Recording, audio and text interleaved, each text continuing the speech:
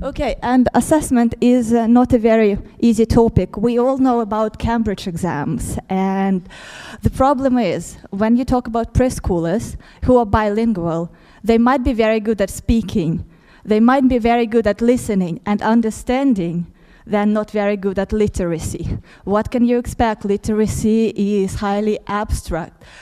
You can't expect a 4-year-old to read and write. They don't have the motor skills to do that. So how do you assess? How do you track their development? Well, and I'd like to paraphrase the classic here.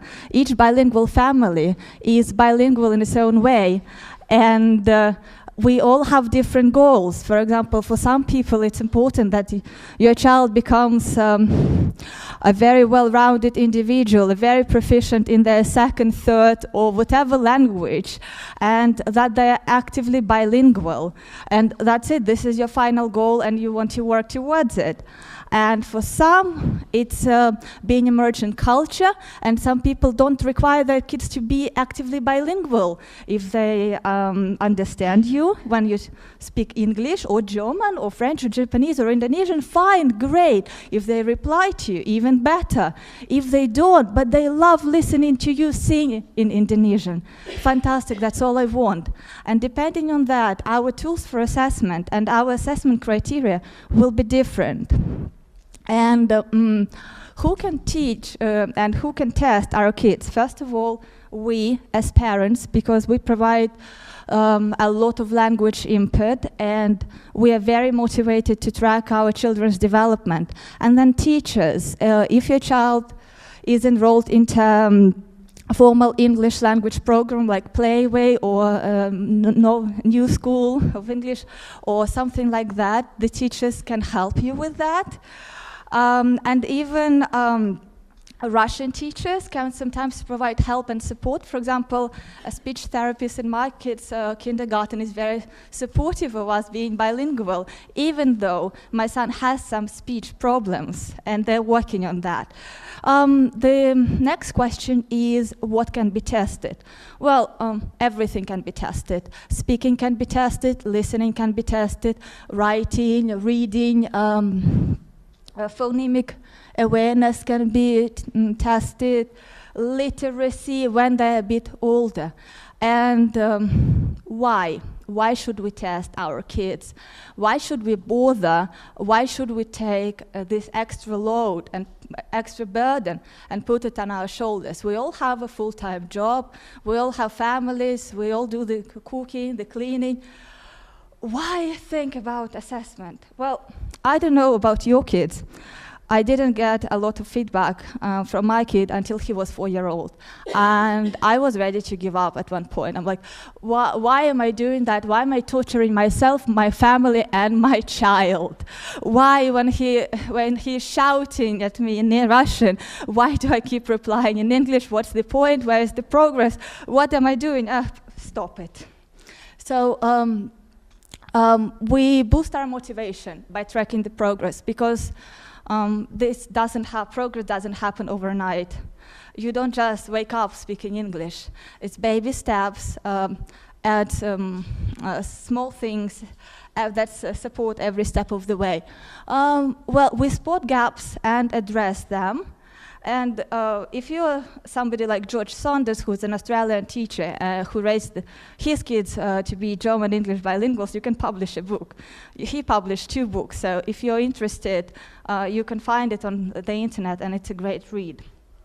So let's talk about vocabulary, because at this age, and I'm talking about kids starting from 3 to 5 or 6 years old, vocabulary is very important, and receptive vocabulary is even more important, because kids, they absorb and they don't sometimes give everything back, they don't produce. They sort of sit there like a fly on the wall, looking at things, thinking about things. They go through a silent period. And there are some golden standards in our world, in the teaching world. And there is a Peabody vocabulary test, and there is a test like that in Britain as well.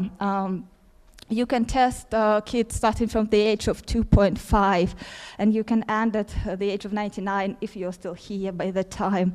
And the test works like that. You show your kid a card, it has 4 pictures, you say the word, they point to the pictures, great, you move on to the next card. They make a mistake, you start counting the mistakes. Once they've made 6 mistakes, you stop and you look at your results. Test gives you a lot of information. It gives you the score, it gives you the percentile, which means that if your kid is in the 35th percentile, he is better or at the same level as 35% of the kids who've taken this test. It gives you part of speech analysis, like your kid did better in nouns than in verbs, and it gives you some recommendations. The test is quite expensive, but the most important part is that it's not available in Russia. You can't get it. I've written to Pearson Clinical, and they said, sorry, mate, can't get it. You're a Russian teacher. No can do. Bye. I'm like, fine, what can I do? And then I turned to Cambridge Learners Exam Range, because I started flipping through Russian psychological books, started reading lots of research, and I came across a research in Russian-English bilingual, and what they did is they took a list of words, and they took 10 random words, and they asked kids to point out the words out, showing them the pictures, and they said, okay, this kid named 7 words correctly, and that means that they approximately know 70% of the list. I'm like, yeah, fine, I can do that. So I took 3 lists, thematic vocabulary list for starters, movers, and flyers exam.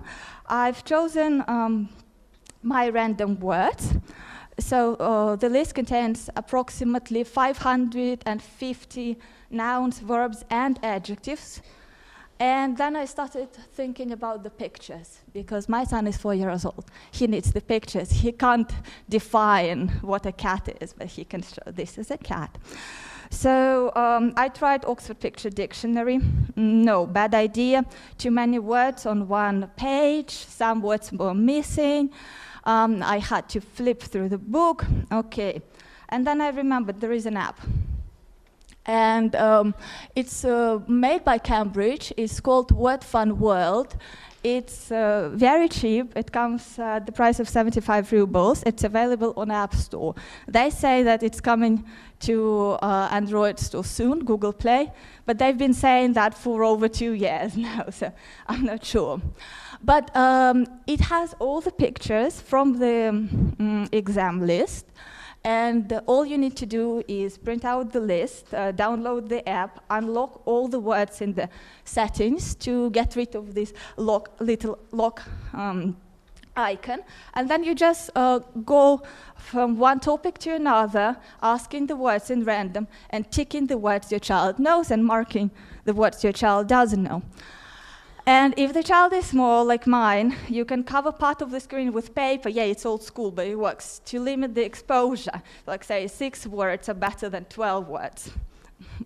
And as a result, I got a number that my child can point to 68% of the words on the list, which is not bad, because Cookie Monster is only 4, and the list is pitched at A2 level flyers. Well, this receptive vocabulary test also gave me some understanding of his strongest and weakest points. So you can see that he's quite good at animals. He is bad at health. He couldn't point at a nurse. Okay, I will deal with that. I can do that. Well, then speaking. Somehow, speaking is very important for Russian people. We all want our children and ourselves to be able to speak, because we're good at reading and we forget about writing. I've chosen some principles for myself which I follow when I try to assess my son's progress. Is I do the testing at regular intervals. I don't do that every day. I don't record his every minute of waking time, because I won't be able to analyze all of that. So I give him a task, and I record him every 3 to 6 months. And then I analyze it And I base my analysis on the criteria which I find useful for me at this particular moment of his development. And I test his L1 as well, because his Russian is not set in stone at this age. He is going through development, through these different stages as well. So it's a good idea to compare his L1 and L2. And well, the first test is 20 questions. I came across this idea when my son was about to celebrate his 2nd birthday, and I was flipping through some English magazines for parents, and there was an idea that if you ask your child the same questions every year, you will get a glimpse at his language development, and you will be able to understand your child better. And it will be like a keepsake to keep, to treasure, to embarrass your son at his wedding, for example. And the questions are like that. What's your favorite color? What's your favorite outfit? What's your favorite snack? What do you want to be when you grow up? And what I noticed this year, because before that he couldn't really answer the questions. So when he was 2, I jotted down the answers myself. I think his favorite fruit is peach. Okay, fine. Question 3, peach. Last year, he was able to give me some answers. This year, I have an 8-minute video of him answering all the questions. And and that showed me that his listening comprehension is getting better. His receptive vocabulary is getting better. Because the only problem he had with my question was what outfit. And he was able to ask me in English, what's an outfit, mommy? I'm like, this is the clothes you wear. Oh, okay, jeans, fine. And then it helps you, again, to get to know your child better, because when I ask him a question, what do you want to be when you grow up? He said, I want to be a doctor. I'm like, huh? What kind of doctor? A kid's doctor. Okay, they give injections. Yes, but to other kids. I'm like, fine, fingers crossed you'll forget about this idea. But okay, and then another tool that I've been using with my son is picture story. Masha's been talking about using storyboards. Well, you can use them in different ways. And there are different sources that you can use to get a good picture. First of all, there's Do and Understand by Günther Genkros and Herbert Puchter. This is a very old book. It was published in 1996. It's still available online, you can get it. And the picture, the black and white picture, which I used with my son, is in this book. You can use Playway pictures. It's there's a 2nd edition, 1st edition, rainbow edition, pick your poison. And then there are also past papers from Cambridge Young Learners exams, flyers, movers, starters. They all have a picture story as part of their speaking paper, and again, you can find them online, you can buy the book and use that picture. They are all good. The only difference is some of them are more complex than others. For instance, I think Cambridge starters use only 3 pictures, yes? There's no, okay, then movers, 3 pictures only. And in Do and Understand, there are 9 pictures for one story. Well, anyway, I used the Do and Understand. So what I asked my son to do, I showed him the picture. He had never seen it before. And I'm like, okay, Cookie, here's a story. I'd like to hear it. Please tell me this story. But I had to prompt him. The story starts like that. And this is what I got. This is Russian. The blue words are my prompting. So, папа потерял ботинки. Pause. Он посмотрел под кроватью. Нету. Он посмотрел вот здесь. Нету. Посмотрел в шкафу. Нету. Посмотрел в раковине. Нету. Посмотрел здесь. Нету. That's me prompting. А это кто? Мама. Мама?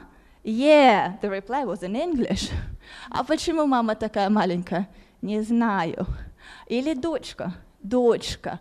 And then he started thinking out loud. А дальше где папа нарисован? А, вот дочка. And he finished the story, Daddy got his boots in the end. And this is his English story. It's about a cat and a bird. So the cat is sitting on the window, cat is looking outside. I don't know, he had difficulty understanding the story, so I prompted, what is this? Bird, cat is want to eat the bird is eating some cake, and the cat wants some cake too, some chicken, and cat, go get your plate. That's what I tell him all the time, Cookie, go get your plate, get a plate. And cat, разбила. What happened, Cookie? Cat destroyed the plate. I realized, okay, my son has forgotten the word break. Okay, fine, he said destroyed. Why?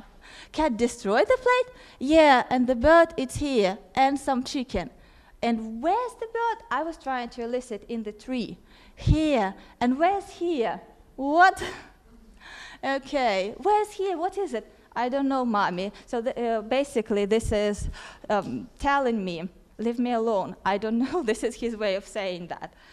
So what can we get from the story? Because on its own, this is just a small kid rambling about something, and it doesn't really give us much information. So these are the criteria I've chosen. Story length. So we can see that his English story was twice as long as his Russian story. Prompting, yes, in both cases. Pauses.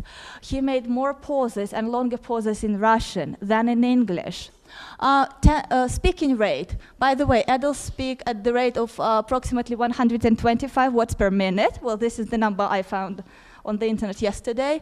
Well, my kid speaks at the rate of 36 words per minute for Russian and 38 for English. Approximately the same rate, indicating kind of same level of fluency. Then false tenses, 1 for Russian past, 2 for English, present simple, present continuous. False starts, self-corrections, 0 for Russian, 4 for English.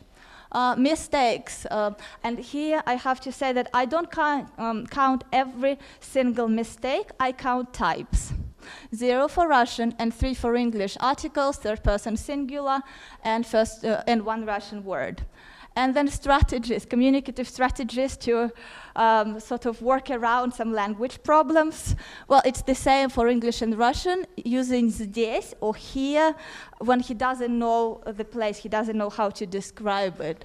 I'll be tracking my son's progress, but this showed me that he can do approximately equally well in Russian and in English when we talk about this storytelling task. And then to finish off, there's a little funny formula if you are into math or into formulas. There was a guy called Martin Edelman who came up with the formula in 1969, and there's an article available online. He was assessing bilingual school children. And what you need to do is you need your child to ask your child to name all the words he knows from a certain domain, for example, school, in 45 seconds. You repeat this for the second language, and then you use this number of Russian words minus number of English words divided by the larger of the above, 2 plus 1 divided by 2, and if you get 0.5, that means balance. Your child is a well-balanced bilingual individual. Congratulations. If you get a 0, it means 0 responses in English, and 0 means 0 responses in Russian, and 1 means 0 responses in English. Well, okay, I tested my kid, and this is what I get. School, 0.56 indicated that Russian is dominant. Slightly. Animals, 0.6, again, Russian is dominant. Food, 0.42, English is dominant. And home, 0.4, English is dominant. But again, this is not very reliable because I've tried several times and I got different results. I will be using this formula in the future again, but I will only consider it if I get something dramatically different. If I get, let's say, 0.56, and next time I will get 0.8 or 0.8, something like that. Again, if you're into math and you like numbers and you like playing with that, this is your formula. So the takeaway from today's presentation: assess at regular intervals. Don't turn it into a daytime job. You already have one. Focus on certain criteria, because without the criteria, it doesn't give you much. This is just something. Compare L1 and L2. Compare your child now and months ago or years ago. Don't compare it to Masha online or Nastya, your neighbor's kid. Track your child's development over time, and remember your goals. Remember that life goes on, the world is turning, and if your goals or your life circumstances have changed, never mind, change your goals, adjust your criteria, adjust your assessment tools, move on. It's all fine, we're all different. Okay, these are the resources. If you want my presentation, I can give it to you, and all the resources I've used are here. And thank you everybody here for listening. Thank you my son Fedor Cookie Monster for inspiring and challenging me every day and every step of the way. Thank you Anka. And thank you Paxil for free pictures, and thank you Ray for giving this opportunity. Do you assess in some other ways? Because this was very interesting. I personally do now every month. I take some notes during months, and then at the end of the month I try to analyze what's changed. For example, which grammatical structures appeared and which mistakes went away. But I'd like to do this kind of assessment too. So do you? What other ways? Do you record something? Just share. Okay, I take videos of my son, and I record his speech. I just do it at certain intervals. I don't do it every day. The reason I do it is that once my son is growing and constantly changing, and my criteria for assessment can change too once he's 5 years old, for example, or 6 or 7. And that if I have a video or an audio file, that means that I can find it on my computer, and I have a special folder for that. I try to keep things organized in this way. I can open it and I can reassess this file using my new criteria. I just wonder, are you Uncle Moms working, or is it your job actually? No, that's not my job. I work for BKC International House. I have 25 hours of actual teaching. I teach preschoolers, teenagers, well, you name it. Oh my God. Pardon? She does it very well. Well, I suppose, so it's 50 hours. Yeah, 25 hours of instruction and 25 hours of preparation, I assume. I've been doing that for a long time, so can I not comment on the preparation stage? Okay, thanks a lot. Any other questions? Yep. 1 second. Vita, could you clarify how you use the Cambridge exams vocabulary cards to test the vocabulary? Just once again, I'm not sure if I got it right. So there is an application, because you can create your own cards, but it will take you a lot of time. But there are cards in like handbooks and in their materials. Yes, the reason I find application easier to use is because all the words are separated into different domains, like school, health. Yeah, so you basically use a topic, right? Yeah. And then there is this collection of pictures from all 3 exams or from just one? From all 3 exams. And your son is, sorry, how old?